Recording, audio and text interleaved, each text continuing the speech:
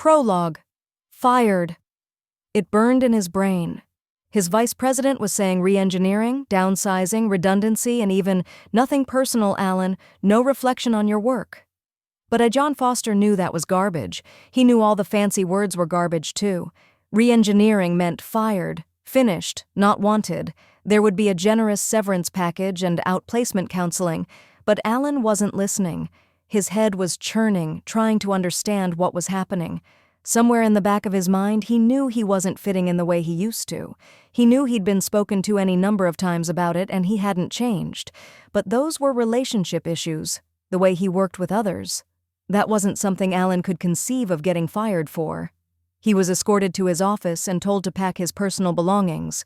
21 minutes later, he stood beside his car with a cardboard box of family photos, books, pens, and 2 cans of diet soda from his bottom drawer. "Goodbye, Mr. Foster," said the security guard who had escorted him out and helped by carrying the framed painting he and Susan had bought 2 years before.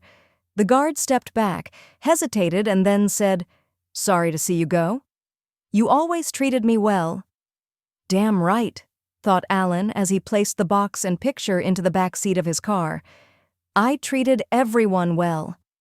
As if to confirm his words and mock him at the same time, Alan's eyes fell on an engraved plaque, sitting in the box presented to him 5 years earlier, the Production Excellence Award. That's what hurt. He may not have been a superstar, but he was a good producer. When he was given a personal goal, he met it.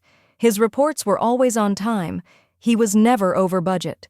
He was in compliance 100% with every policy and procedure. He even personally, yes, personally, took the 7 ladies in the secretarial pool to lunch on Valentine's Day. He slammed closed the back door of his Ford. Known for keeping a cool head when trouble struck, Alan was surprised to find himself getting angry. He'd given this company 10 good years, and now he'd been tossed aside on the re-engineering dump of the no longer needed.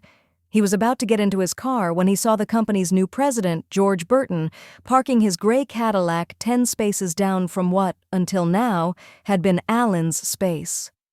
Mr. Burton had been there 6 months, yet he remained while Alan, after 10 years, was being tossed out.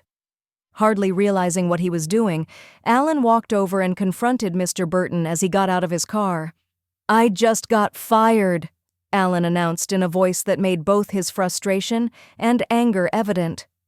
"Yes, I know," said Mr. Burton. "But I'm a good producer," Alan said as his frustration overcame his anger. "You are," agreed Mr. Burton. "Then why?" pleaded Alan. "I don't understand." Mr. Burton looked as if he was about to give Alan the re-engineering and downsizing speech, but after a slight hesitation, he reached out, put a hand on Alan's shoulder, looked him directly in the eye, and in a firm but kind voice delivered the honest truth. "Personal production isn't the issue. The issue is, you're not a team player, Alan. I need good producers, yes, but I need good producers who are team players too."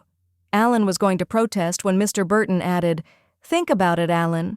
You do great on your own, but the rest of your team isn't doing very well. You're a puck hog, Alan. You're a one-man hockey team, and that can't work today. I need people who can work together for our goals.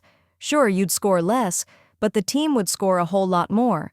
As president, I have to be concerned with maximizing the contributions of everyone. Fact is, Alan, you're costing us money." With that, Mr. Burton said, "Good luck, Alan," pulled his briefcase off the front seat, and with what might have been an apologetic smile, turned and left Alan standing there, alone and unemployed.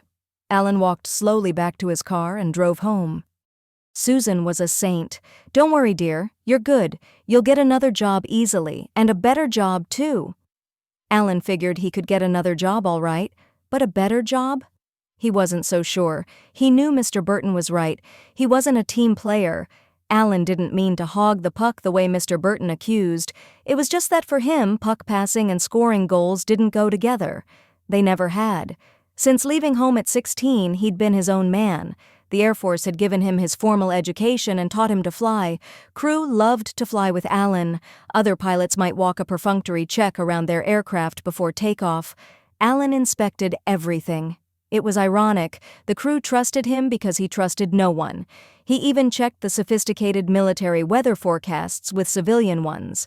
Later, as a businessman, Alan continued life as a one-man band. He kept control of everything. With high energy, hard work, and a sharp mind, he always exceeded his goals, even if the team didn't. His boss had told him many times that he had to become a team player. He'd try but would quickly revert to his old ways. They produced results. At least for Alan they did, but Alan could sense the world was changing. In every industry it was the team players who were in demand. The days of a lone wolf like Alan, good producer or not, were ending. And while Alan didn't know it, even if he had been a superstar, at least what he'd have called a superstar, that wouldn't have saved him. His definition of superstar and George Burton's definition were very different.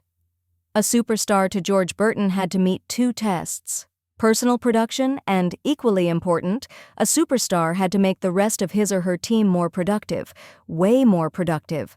Alan's idea of superstar didn't go beyond the first test.